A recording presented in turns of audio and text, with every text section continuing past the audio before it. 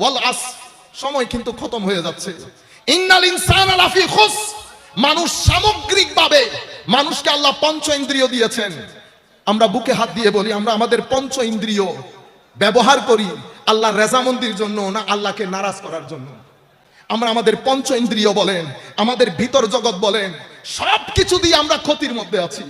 লাভের মধ্যে শুধু চারটা স্তম্ভের উপর যাদের জীবন স্থাপিত, ইল্লাল্লাযীনা আমানু ওয়া আমিলুস সালিহাত ওয়া তাওয়াসাউ বিল হক ওয়া তাওয়াসাউ বিস সবর, এই চারটা স্তম্ভের মধ্যে যাদের জীবন স্থাপিত তারাই সফল হয়েছে। এই চারটা স্তম্ভের মধ্যে যাদের জীবন স্থাপিত তারা আবার তিন ধরনের। কেউ আছে জুলুম করে নিজেরা নিজেদের উপর, যেমন আমরা, আর কেউ মুক্তাসিদ মডারেট, জুলুম করে না, আবার অনেক বেশি ভালো কাজও করে না। আল্লাহ যা তাদেরকে নির্দেশ দিয়েছেন তা করে, যা থেকে নিষেধ করেছেন তা থেকে বেঁচে থাকে।